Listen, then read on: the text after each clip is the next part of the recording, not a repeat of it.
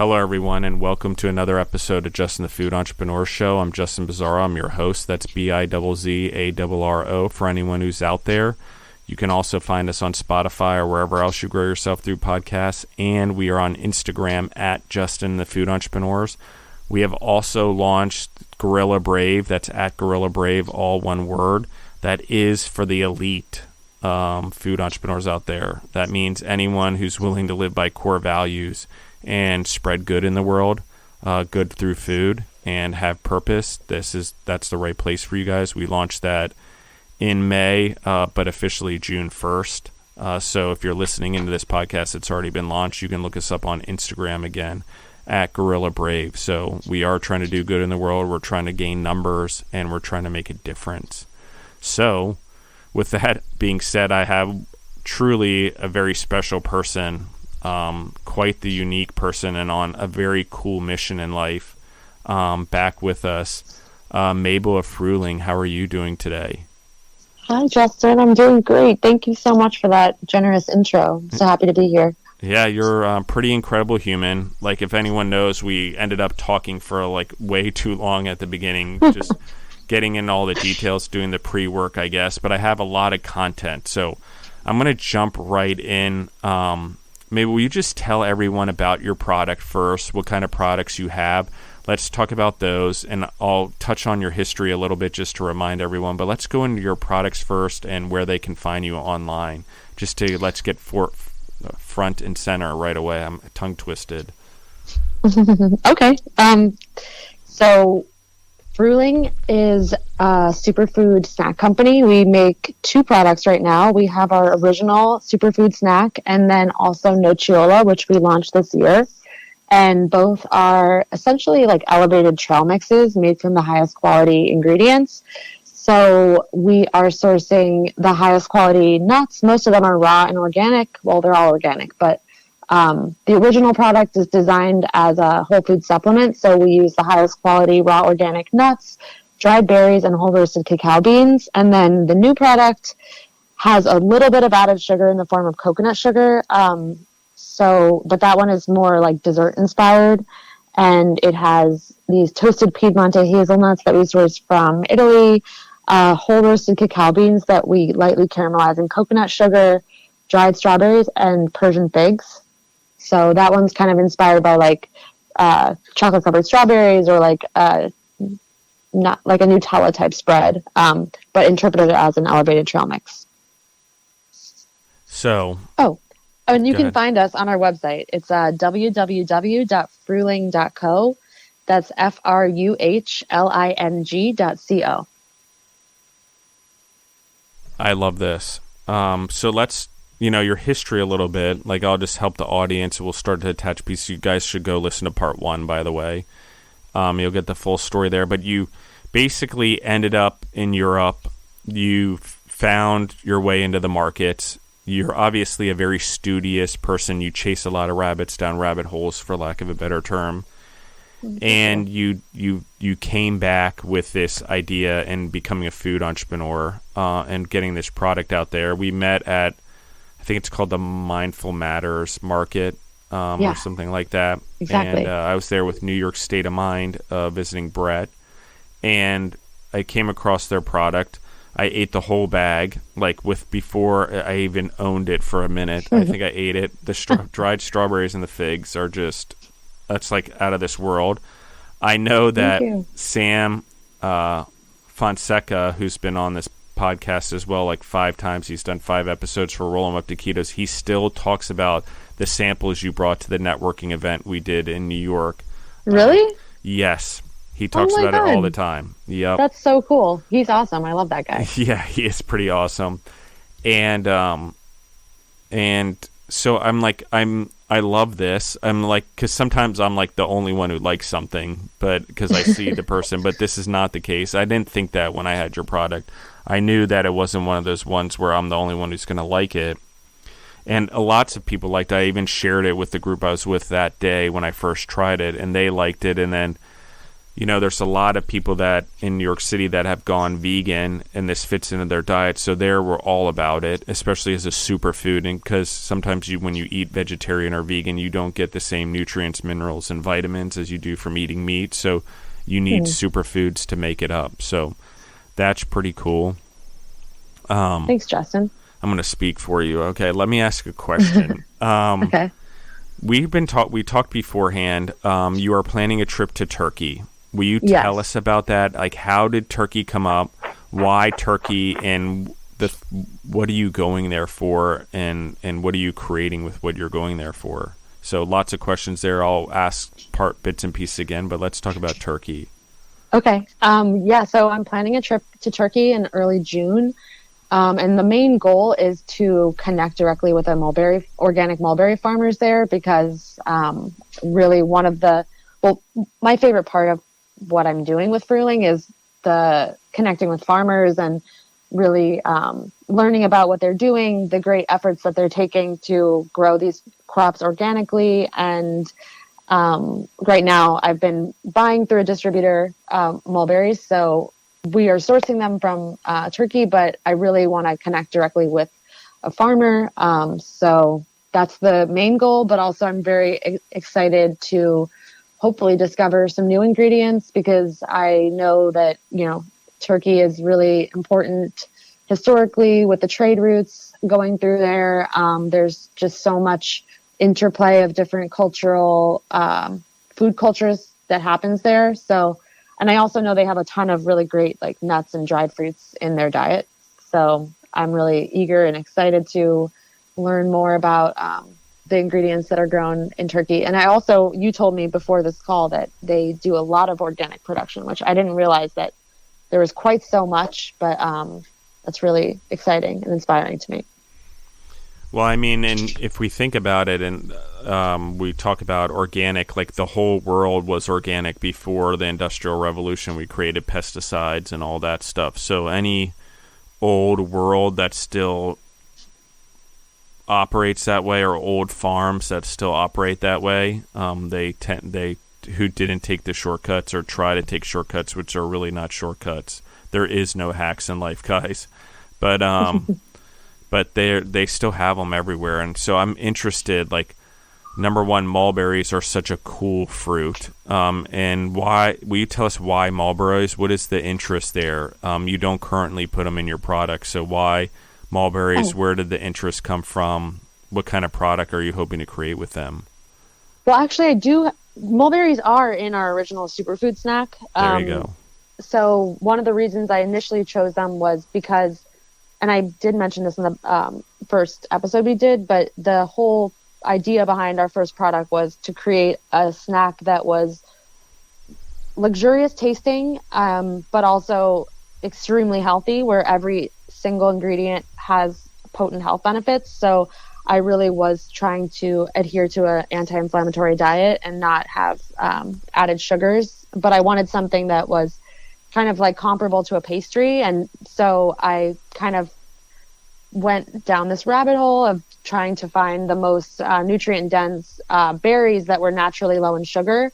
And so mulberries and golden berries are the two berries that we include in the original snack. And those are both naturally very low in sugar, but have a ton of health benefits. So mulberries have been used in Chinese medicine for centuries. They have a lot of iron, vitamin C, and a lot of fiber and other minerals and micronutrients, but they also are believed to calm the spirit in Chinese medicine. And also they're very good for the skin. And I was trying to heal my skin from psoriasis. So that was why I first started incorporating mulberries into my diet. But actually, that's actually not 100% true, because growing up, my mom raised silkworms, and silkworms eat mulberries. So my sister and my mom and I would go around New York City looking for mulberry trees in order to harvest the leaves for her silkworms. And so we would always eat the berries when we were doing that. So that was actually my first introduction to mulberries. But then when I was developing the first product, I was learning a lot about nutrition, and also discovered that they were extremely nutrient dense and really healthy. So that was why I first started using them in our products. Wow, there's mulberry trees in New York City. I've lived there a long time. I don't think I ever saw them. Like here's where I'm like oblivious in my own environment, but I go out internationally and I'm like absorbed by everything. This is really cool, and I didn't even know there were silkworms in New York City like that, but now I guess it all makes sense. I think I've seen them. I think you see them on the trees actually, but like where are they? The trees? Yeah. Well, I think that a lot of them have kind of disappeared as the city's changed in the last few years, but it used to be that, well, they bloom or the fruits ripen in the summer. So usually you can see the ground stained like dark purple, and that's the mulberries that have fallen to the ground. And those are edible. They're really delicious when they're fresh off the tree. But usually the ones that are grown in New York are the red ones and the white ones. There's 3 different types. There's also black, but I've never seen I don't think I've ever seen a black ones fully. Well, mostly I believe it's the red and the white that have grown in the city. But maybe that's why I'm not familiar, because I always think of mulberries as black for some reason. I don't think about the white, even though I know that they exist in the world. Trying to think if the red and the black are the same, because I know the white and the red are different. Oh, but the black has a different root as well, so they are different. But yeah, the color is sort of similar. It's like the red kind of ripened to black. So yeah. And I mean, they are imported. I do know that they're from somewhere else, and I do know that the whole reason we brought them here was for the silk industry. It wasn't actually for the fruit. And I don't remember who that was, but yeah, I do know that random fact. I believe it was the 1700s, maybe like 1775 or something, 1774. I don't know why I know that, but I remember reading about it. And mulberries, because I think they're such a cool superfruit. And it's funny because now that you say it's in your product, now I see it based on what I did before, but I'm attracted to the strawberries and the figs for some reason, and yeah, people really like those figs and strawberries. Yeah, I actually for some reason also think mulberry trees. I should have looked this up before we got on the show, but I think they're from China originally. Actually, yeah, I think you're right about that. Because of the silkworms. Go ahead. Yeah, exactly. And I think they also have a history in Persia as well, in Persian food. But I believe they originally came from China. Oh, very cool. So, okay. So are you trying to find a new source for your product? Are you trying to get closer to the farmers? Yeah. Talk to me about that. Like how and why, as an entrepreneur, why are you pivoting in this way? And you're willing to go to Turkey for like four days to go see this through. So why, in a place you've never been before, why take the risk? Why go do that, in a new culture, in a new place when you're already getting them? I love traveling. I love when I do travel, I love to be guided by the food that I'm finding. And so that is absolutely the most pleasurable part of what I'm doing, is the opportunity to travel and discover new ingredients. So, I'm super excited about that. But yeah, my goal is definitely to connect with the farmers for all of our ingredients.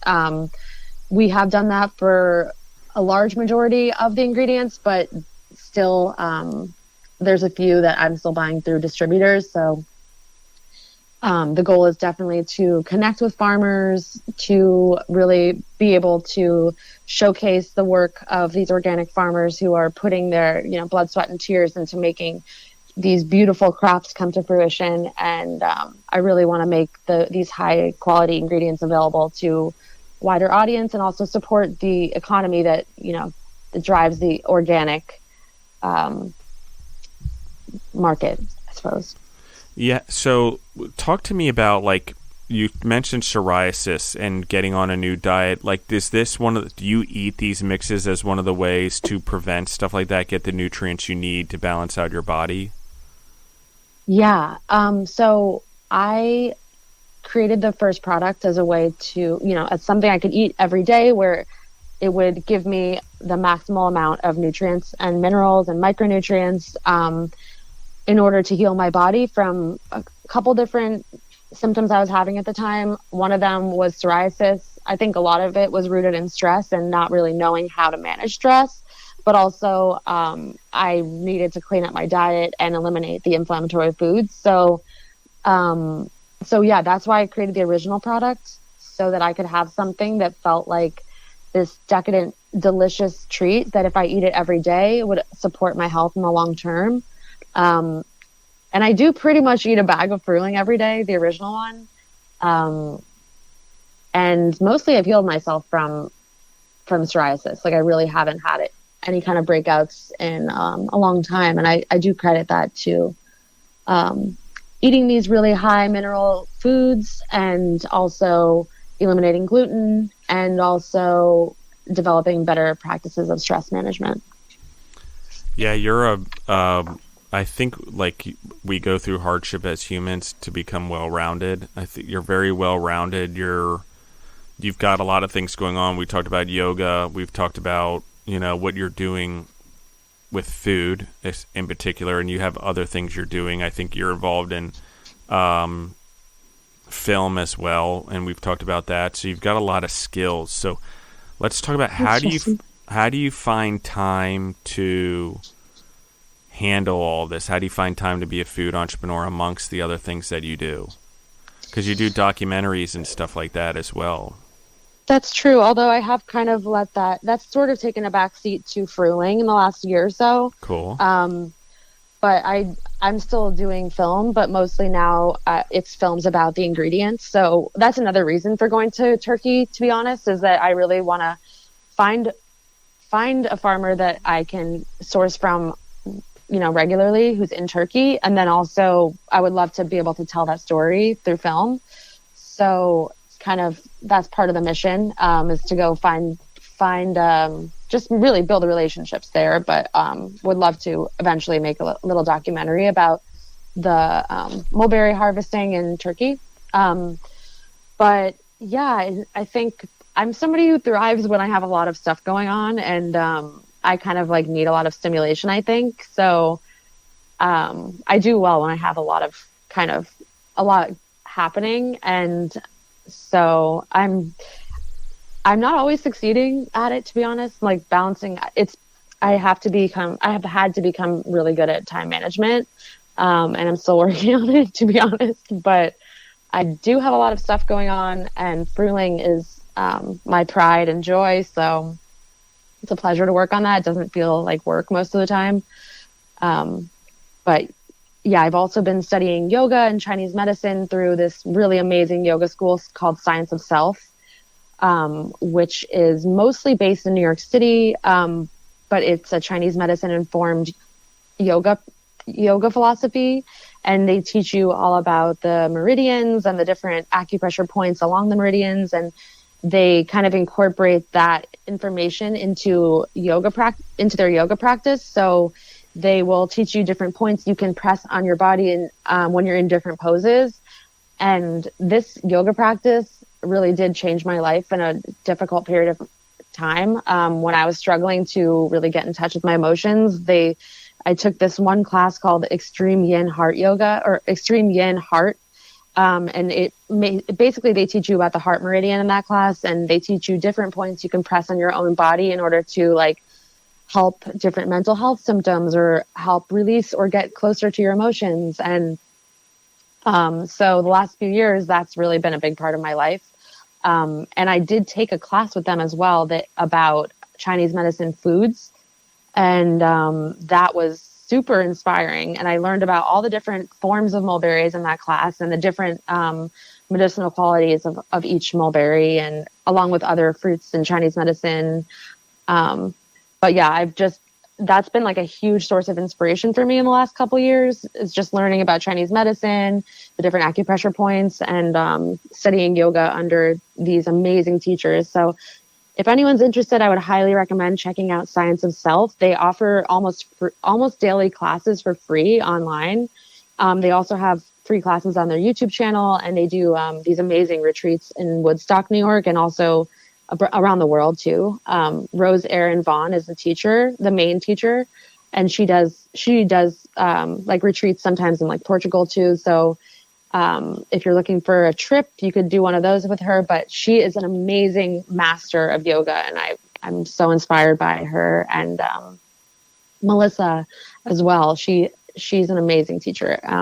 Really, everyone who works with them is great, but I could talk about them for so long because I really credit so much of my sanity to having learned the yoga from them. I like this a lot, and I like the balance for sure. Like, it's crazy because like both are so intertwined, the food, the spirituality, I'll call it, holistically, and your mission that you're on, and even the documentary or the television or the film, excuse me, that you're trying to do and tell the story of the farmer. I think that that's so important because so often the farmers and the people out there in food, their stories aren't told. That's obviously why I do what I do. So I'm totally like inspired by you and motivated by you as well, because I think you're on a very similar mission, trying to find balance, trying to be a whole human, trying not to have psoriasis, because I do. My hands, my knees, and my elbows will peel. Like, really? Like instantly. Yep. Like instantly. Like, I don't get like rashes or anything, but the skin will literally peel off the palm of my hand and off my elbows, and then sometimes my knees, depending on what food or what I come in contact with. And like, I don't have the problem as much overseas as I do here in the United States, but I am very conscious of what I put in my body, particularly because of inflammatory things like we discussed. Mm-hmm. But I'm also very aware of like the diversity I need in food to get the minerals and nutrition and vitamins that we need to survive and not be hungry. And as I've talked about a lot in numerous podcasts, whichever anyone listens to, whether it's the Centurion Leadership Battalion or Justin the Food Entrepreneurs, I talk a lot about, you know, the diversity of food and rebuilding ourselves and regenerating our planet through healthier foods for humans. Like, we don't realize that just like this farmer in Turkey that's doing organic mulberries, he's making an impact on the world. Seriously, it's not just about feeding. He's giving it like an awesome mulberry product probably, and it's organic, and it's something that probably is loaded with nutrition. That is why you're interested. But also the way he's doing farming is like a legacy building. He's preserving that land hopefully forever, unless we industrialize or commercialize, the land and build skyscrapers on it or housing developments. I don't know if they do that as much in Turkey as they do here in the United States, but we definitely take up our farmland and build houses on it. So the good farmland too. So well, I hope they don't do that on the Turkish organic mulberry farms. Yeah, I know. I'm like casting a shadow, but that's not what I'm intending to do. What I'm intending to do is just bring light to how often like the best, most supple areas of the world for food often become the most industrialized, commercial, because they attract the populations to the good food, and then they build, it's even subconsciously, they build cities around it, and then ultimately get rid of the nutritious food, and they become urban environments of sugar and processed foods. So I think that's a lot of it. If I were to describe my allergy, it has like, anytime I get near overly processed foods, it's just a bad news bears, especially if something's been enriched after they've stripped it of everything it's worth and they enrich it back, which doesn't make any fucking sense to me. But okay, let's process everything out of it and then have to enrich it so humans don't die of malnutrition. Yeah. But it's like one of those things where my body doesn't like it. It's not only is it bad for me, but my body knows it's bad for me, obviously. It's like, what are you doing, bro? Like, okay, you're going to pay the price on this one. How many times do we got to tell you? Hands, elbows, knees, you know, it's like a song, and it's painful. Like, my hands will crack in the pain. Like, the skin starts peeling and they crack, and I'm just like, oh my gosh, like, it is worth keeping the body is the temple type thing. So have you ever thought one other thing that's been really helpful for me, I think, has been taking silica. Have you ever done that? No. Yeah, there's I can send you some stuff later, but I got involved with this group called Club Sora that is run by this woman, Miriam Tom, who they're based in LA, and they basically, it's like a community of people who have inflammatory skin conditions, but Miriam is an amazing chef and also community builder, and she knows a lot about the healing properties of different foods. And so she has taken a liking to Fruhling and incorporates it into some of her recipes. But I've learned a lot from her as well. And she hosted an event last year where they included Fruhling in the gift bags, but it also included these amazing mineral supplements that I think have really made an improvement on my skin as well. And if I accidentally eat a little bit of gluten, usually I would get like a reaction in 2 days. But if I take these supplements like the silica, I've noticed that I don't get nearly as much of a reaction. Yes, I'm definitely interested.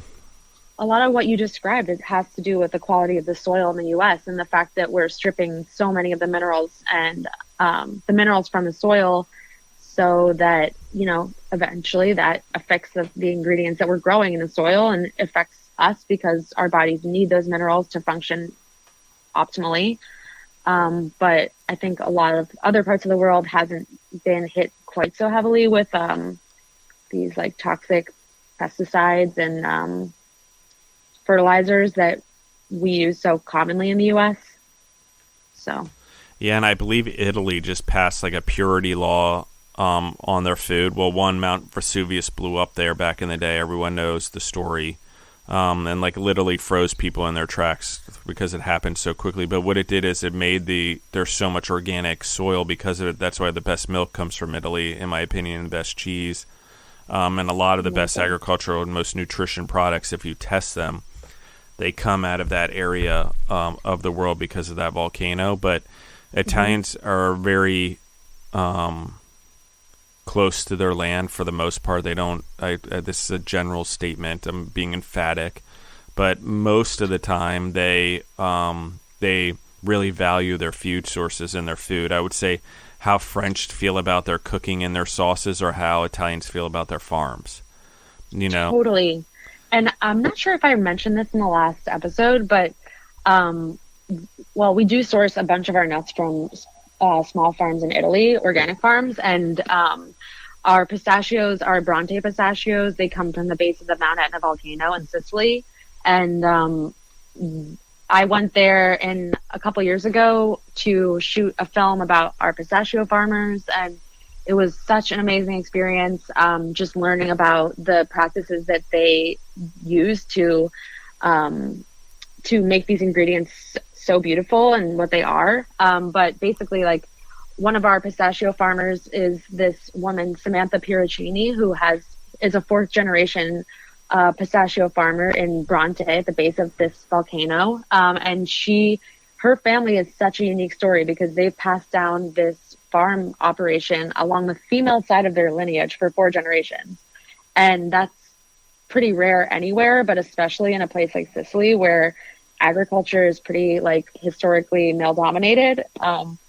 But it was like the coolest experience ever going there because we literally got to sit down with 3 generations of women and their family and had a meal. We cooked dinner with them, and we had these Bronte pistachios in 3 different ways at dinner. And it was just so cool to see how much care they put into making this product. So, what it is and what makes it such a special product. But yeah, it's really cool because it's all organic, and they have developed this method in order to avoid the crop being eaten by this like local aphid or pest. They have figured out to cut the pistachio back each year so that it takes 2 years for the plant to fully mature, which means that it's taking twice as long to extract the nutrients and minerals from the soil. And of course, the soil is all black. It's literally at the base of the volcano Mount Etna, so it's all volcanic soil. And it just creates it means that the plant outlives the life cycle of this aphid, but it creates like a really, really rich in flavor and also color pistachio that is all organic. Let's talk. Go ahead. Yeah. No, I'm just so inspired. Like, speaking to the farmers is my favorite part of what I get to do. I really, I'm fascinated by this because I know that we've talked about Foodtopia, Eat, Love, Learn, what I'm working on with Stephen DeKemper and a crew, and Chris Black and Noble Gray and all a crew of people. But you're really doing it's interesting because I feel like our paths crossed for like many reasons, but this may be one of them. Is part of that show is exactly what you're talking about. I love telling the story of the farmers. I want to map the food. It's got to be, let's talk about the food from the farm all the way to the consumer or the restaurant and all the food entrepreneurs involved and their purpose, and a lot about organics, because I do feel that we're talking about non-conventional farmers that are actually the entrepreneurs in the world, not a normal farmer that just becomes like, oh, I'm a corporate farmer, let me buy fertilizer and like super seeds that are totally GM'd out the wazoo. And so, and when I talk about GMO, like, humans have been genetically modifying food for a long time, but we didn't do it through like chemicals and manipulation and stuff that we do now, and that's part of the problem we're having. Like, we're literally stripping things of it. We aren't just crossbreeding plants so they last through the winter and they have what they need to survive. We're literally genetically modifying them to be something different, and then we're stripping them of the nutrients and minerals and vitamins that they have because we want them to last longer, or we want them to have more shelf life, or we want them to have more volume. Okay, we often give up nutrition and health because we want more volume in something. So there's always that as well. Mabel, who inspires you? Like, who have been your role models? Who are people you look up to in life? Go ahead. My parents, my mom definitely instilled a sense of curiosity and discipline in pursuing your interests and just following your passions. She definitely instilled that in me at an early age. And also, I would say I really look up to Martha Stewart and the legacy that she's built, I think, is really inspiring. But yeah, I mean, the farmers are probably like my ultimate inspiration for what I'm doing with Fruhling, is the work that they do. They put their whole bodies, on the line to make these beautiful ingredients. And it gives me a sense of purpose to think that I can play a role in bringing those ingredients to a wider audience. So that really keeps me going. Also, I mean, yeah, I just like people in my everyday life, like even just in passing, there's so many inspirations to be found and teachers to be found. So I'm always seeking out opportunities to learn. It's really cool, actually. Like, I like the farmer piece because it's hugely inspiring to me also. Like, that's where the food starts. That's where the healthy food starts. I mean, you got to have the other food entrepreneurs that actually are selling the food or creating it into something that consumers want. But the farmers are actually growing it. The farmers are actually there, and their story, sometimes it's generations deep, or they were once conventional farmers and they've switched to organic farming, which we just did. The podcast before this is with John's Farm. They're out of Oklahoma. I believe, I got to look that up, but I think they're out of Oklahoma if I remember correctly. But they literally were like 100 years in conventional farming, and they switched back to organics, and it took them like 10 years just to get their cows and their crops and their fields back to organic, so their beef and everything. And what a mission, because they now have this legacy for their children and their grandchildren. So everyone should go back and listen to John's Farm episode. It's the one before this episode. But like, all of this is coming together, and I feel like this is, from a food entrepreneur standpoint, this is where we vibrate energy, like high frequency energy, when we're going on the right path and we align ourselves with the right purpose, the one that actually helps humans and animals and the plants on our planet, and helps make sure that there's legacies in humans and animals and plants for generations. We start attracting similar individuals to us. And I'm not talking about in the sexual way. I'm talking about in that we have similar paths. We have similar interests. We have similar things in common. So John's farm, like, that's weird that this is what's happening. It's what we're trying to do with Foodtopia. I now have Mabel come into my life because of the Mindful Matters market, and like, all of it seems to be aligning. And the farming thing, like, I'm totally obsessed with the documentaries now. I have to find where you've done your film, and I'm going to go watch them and be a total nerd of your craft. Because thank you. I think that it's hugely important, and I think your interest in it is awesome, because it's exactly what I want to try to do with the Foodtopia show, which is like tell the story of the food, the whole journey. And part of it is the farmers, which is interesting, because I'm like, and everyone does. After we did our first episode, part 1, I'm like, maybe for some reason I need to send you this slide deck, which I've updated. I need to get you the new one. But it's, I have a feeling, I'm like, God is telling me to send you the slide deck, or my higher power. I'm like, I need to figure out why, but I'm starting to figure out why on many different levels, obviously. But one of them is this, and just your sheer interest in doing right by people and telling their story and letting the world know that there's great food out there and there's great humans out there that believe in it, so much so that they're willing to risk everything, that they're willing to put their business on the line, that they're willing to do business internationally just to make sure that they do the right thing or bring this food to the world. And the connection between you and the farmers is huge, because you are really going to them to build a product. You're building a good product, which I love. I think it's important. What would you say is the next products? Are you going to try to do more mixes, or do you have ideas of what that might look like? Do you have? Yeah. Go ahead. I'm working on a product now, but I don't want to give it away yet. But I'm hoping that it'll launch, and I think it'll launch this year. Because the recipe is pretty close to being complete.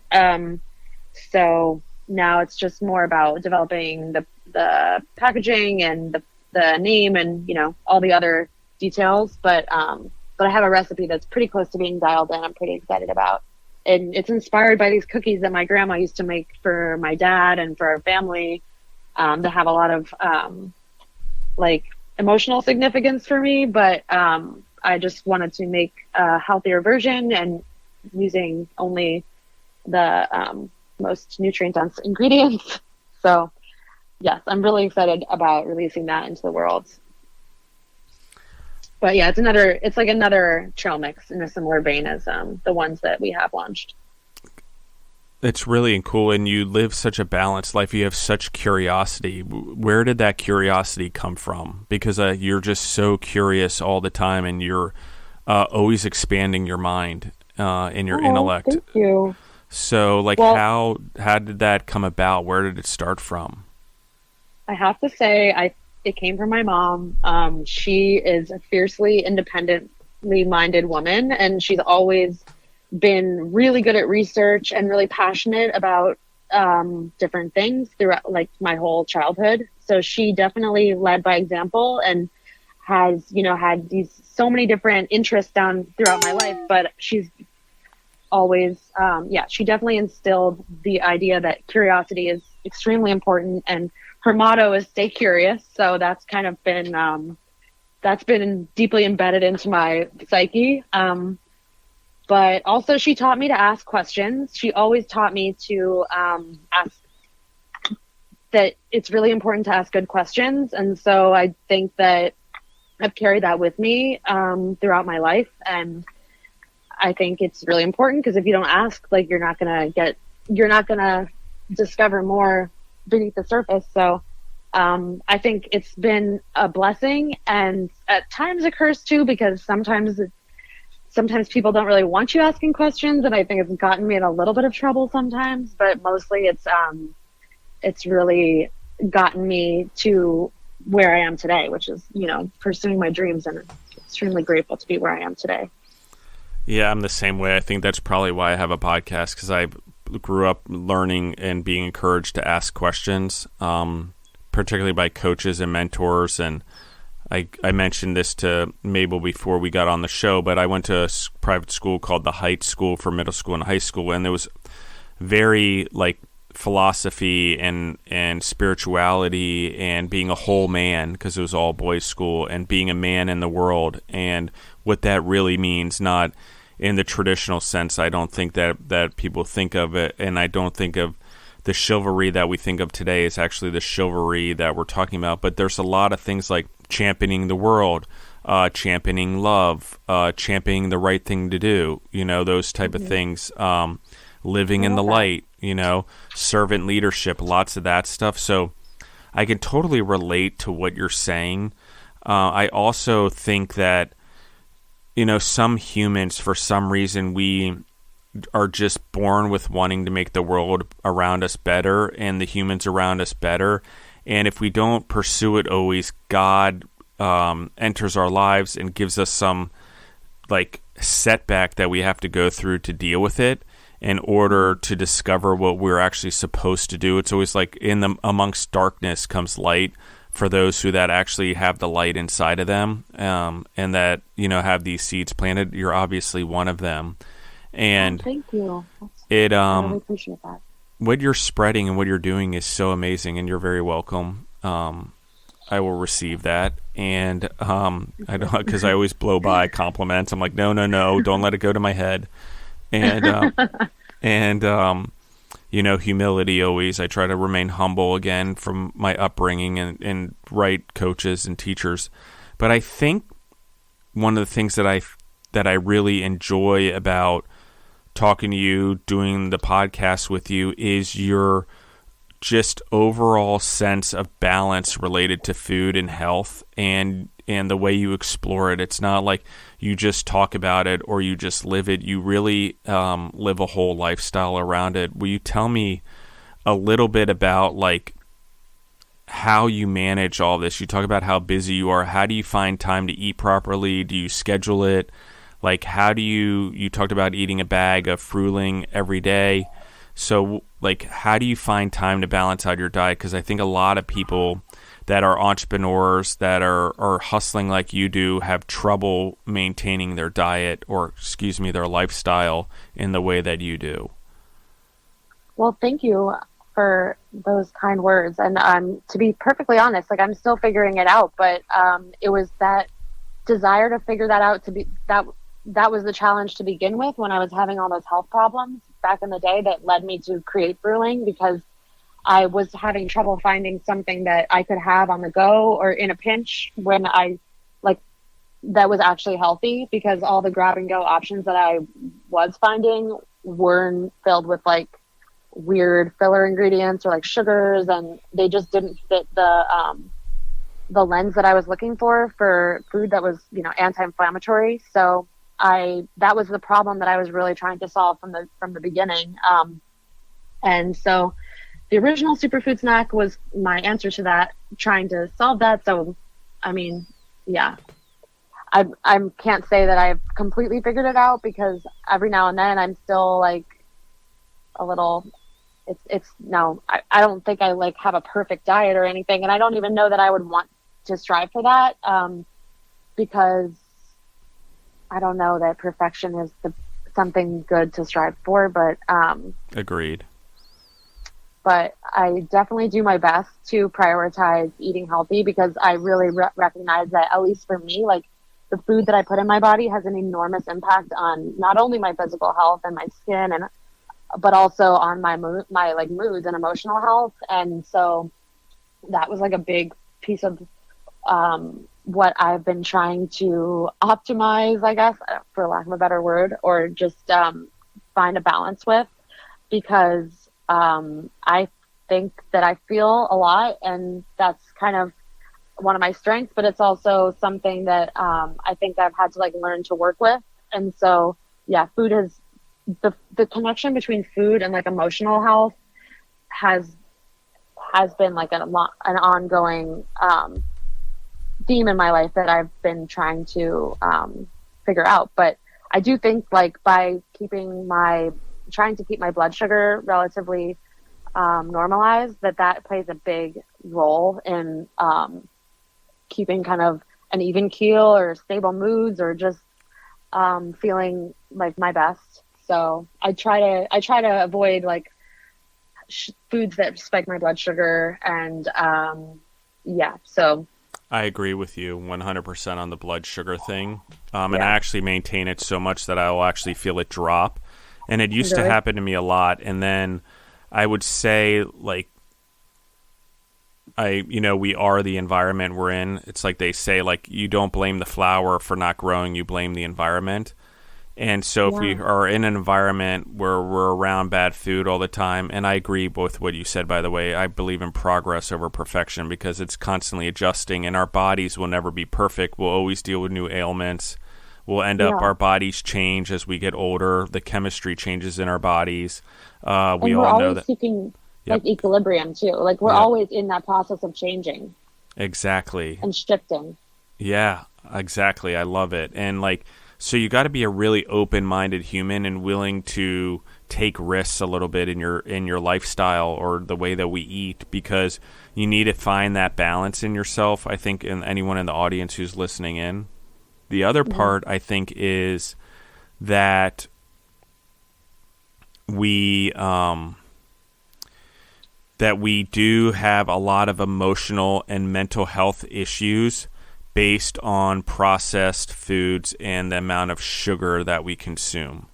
Okay, so true. And cancer also being so closely linked to sugar consumption.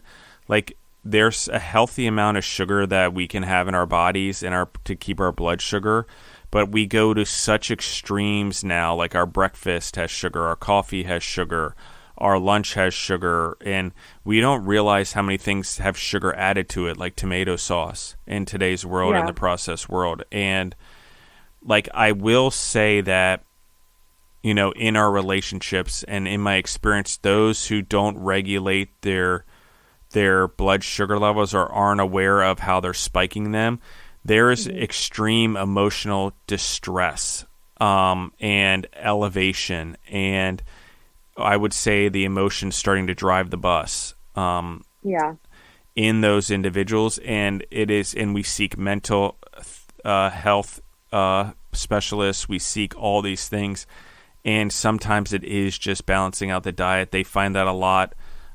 Kids with special needs, adults with special needs, like when they start balancing out their diets, even with autism, you start balancing out diets of anyone who's on the spectrum, they can pretty much function as any other human, for lack of a better term, because I don't want to separate them because I hate division. That's not what I mean. Or for anyone who has autism, that's not, I'm trying to do this gently and that came out wrong, but I just want to categorize for a sense because we categorize as society. I don't believe in categorization because I do believe that they're just really super intelligent people that are super sensitive to blood sugar levels. And that's just what happens. That's what certain things are. That's why I brought it up, because I have, in all the years, 24 years I was in health and health food, seen like a lot of mental health issues or behavioral issues come to stability, for lack of a better term, by changing their diet and not by normal Western medicine. Simply by feeding and eating ourselves the right things and using food as medicine.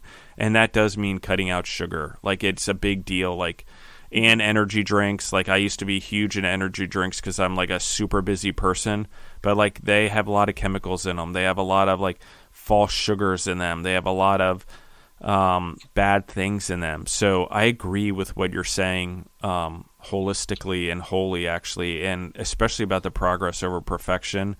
And especially about the blood sugar levels. I think that so many things, even bread has sugar added to it. Even when you go to the grocery store and you think you're getting a natural muffin, they add sugar to those things. They top them with sugar. Like, it's the craziest thing. We literally add sugar to everything. Even sometimes potato chips, we don't realize it's in them, depending. You got to look at the label. But and it may not be as popular anymore, but they used to put sugar in it. Why? Because we crave sugar as humans. Like, you put sugar on your French fries, even though you don't realize they're on there, and we will crave more French fries. I mean, it's addictive at the end of the day. Yeah. Also, one thing that I was thinking about just now as you were saying that is the magnesium, I feel, is a big important part of the equation, as because I was recently reading something about how 80% of Americans are deficient in magnesium, where this is also known as the body's like master mineral that dictates and facilitates more than like 300 like body processes or reactions within the body, like affecting your metabolism, your energy levels, your moods. It can, if you're deficient, you can get like insomnia or depression and insulin resistance. And so there's so many issues, I think, that are a result of our Americans being deficient in magnesium, or lots of people are. And so that was something that I was really trying to actively add back into my diet with whole foods, because I noticed that when I did get more magnesium in my diet, I would feel more relaxed. My muscles would be more relaxed. And so, yeah, that's another thing that I think is really important for our overall health. Yeah, and I will say, like, we're in an age where, like, testosterone's a big deal, and estrogen based on menopause for women, and you know, more than ever, men's testosterone levels are lower, and women are having menopause earlier and stuff like that. And a lot of it has to do with the way that we eat over a lifetime and how much processed foods we're putting into our bodies. Like, it really messes up the chemicals in our body and the balance that we're talking about. And our body just doesn't act in natural ways anymore. And we don't, because we don't take care of our bodies don't take care of us. And that's the truth, you know? So, like, as we get older, particularly as men and women, you know, our body changes, like we talked about. And if we're not on the right diets to help adjust to that, we often make the matter even worse. You know, I think that that's part of it. And I think that when we do change our lifestyles, we do see a lot of results. Sometimes it takes people one instant, like, oh, that shit didn't work. It's because you weren't patient. You didn't wait long enough. It really takes time for the body to cleanse itself, adjust, and then start being able to take in the vitamins, the nutrients, and the minerals that it's supposed to. It doesn't just do it right away, even though it's designed to. It just takes a while for the body to get used to doing the right thing when it's done the wrong thing for so long, or taking the shortcut and get energy from sugar. Because energy from sugar, it's like burning the wrong fuel in your body. It's like you're burning diesel fuel and you have an unleaded engine. You know, that shit just doesn't work. You're not going to be as efficient. The engine may stop working eventually. So yeah, it's exactly like that. So, wow, Mabel, we crushed it. Thank you. We did an awesome episode here. Where can they find you online? You can find us at www.fruhling.co, and that's FRUHLING.co. And then on Instagram, we are at fruhling.co, so same URL. But yeah, I would love to connect. So if anyone wants to connect, they can reach out. We have like a little thing on the website. So yes, thank you so much for having me, Justin. It's been such a pleasure to talk to you and learn from you. Can't wait to continue the conversation. And I love the name because it's like spring, and it's like rebirth. I love the name of your company because I totally think that that's what the lifestyle is. And just so everyone knows, like there's Oktoberfest in Germany, and then there's Fruhling Fest. Honestly, there's not quite as much beer as there is at Oktoberfest, but it does take place at the same spot. One's to celebrate fall, which is usually in September, not October, interestingly. And the other one's in the spring, which is the Fruhling Fest. And but it's to celebrate rebirth, new year, new growth, new agriculture, all those type of things, all those type of farming products. And Germany lives by purity laws for its beer and a lot of its agriculture as well. Not quite as much as Italy as we talked about, but I think it's really important and significant that you chose that name. Also, I think there's just such grand meaning in your purpose. And I think that life stacks us with skills so that we can then combine those skills into a superpower so we can fulfill our purpose and achieve excellence in our life if we choose to. And I would say that that's what you're doing. I would say that you are choosing that. And on that path, you have your film background, and you have your your personal struggles with your, skin and, your health and your energy. And then on top of it, you have this going to Europe, as we talked about in the first episode, to discover this path that is just so incredible. Like, I really encourage you to keep going. Like, if I could say anything as I do to any entrepreneur, it's like, the thing that I want to give everyone, and one of the reasons I do these podcasts is to make sure everyone keeps going, to keep knowing that I'm rooting for you and that I believe in you and that I believe in what you're doing. And Mabel, I really believe in what you're doing. It's kind of crazy, but we are very similar in a lot of ways in our mindset and our goals and our balance and living a lifestyle, but not holding it so true that the perfection, for lack of a better term, handicaps our growth. Justin, thank you so much for those kind words. And I just want to thank you for all that you do to bring people together and to really give, thank you for giving me the platform to talk about Fruhling today, and also for bringing us together in the previous weeks at that meetup you had. Like, the sense of community that you're cultivating is so important and so meaningful. And I'm just so grateful that we met. And thank you for having me today. I'm grateful as well, and you're very welcome. And everyone in the audience, thank you guys for listening in. You can find us again on Instagram at Justin the Food Entrepreneurs. You can find me personally at Justin Bizzarro on Facebook or Instagram. You can find the entrepreneurial group that we're talking about, the Elite of the Elite, which means has nothing to do with money, guys. It has to do with everything to do with purpose and core values and spreading good and light in the world. That's what the elite means to me. That's my indicator of success, are those things. Like, if someone's going to be successful, those are the things that I believe that make them successful in the long run. And doing God's work, for lack of a better term. I always say God created the tree, we created the furniture. So we have to do our part. We have to take care of the world. And to me, Noah's Ark is one of the best stories in the Bible. I will leave everyone with this, because it's one, if everyone was wiped out, we're all actually descendants of Noah, just in theory. I just want everyone to bear with me. But the second part of it is, we are born on this earth to be angels and higher beings and higher functioning beings. So we need to balance out the earth. We need to make sure, we need to protect it from ourselves. We need to protect the animals on it and the plants, and use nature and what it's given us to eat diversely and expose ourselves to many different things from all over the world. That's why I love that Mabel's going to Turkey for mulberries. Like, I love it. I've been to Turkey and, spent a lot of time there, and I love the diversity there. But the funny thing is we have embargoes that don't allow a lot of their spices to even come to the Americas, and it doesn't make any sense. We should be able to expose ourselves to the world and experience food and educate ourselves on food around the world, which is the last thing I will say. Also, I said it was the last thing before, but this is it, is that education, experience, and exposure are the basis of leadership. They're the basis of being an entrepreneur. You need to educate yourself. As Mabel talked about, you need to go expose yourself, as Mabel did when she's traveling and is going to Turkey to expose herself even more. And you need to gain experience in life. And we just talked about that Mabel stacked skills. That's experiences to be a better leader, to be a better entrepreneur, to help fulfill her purpose.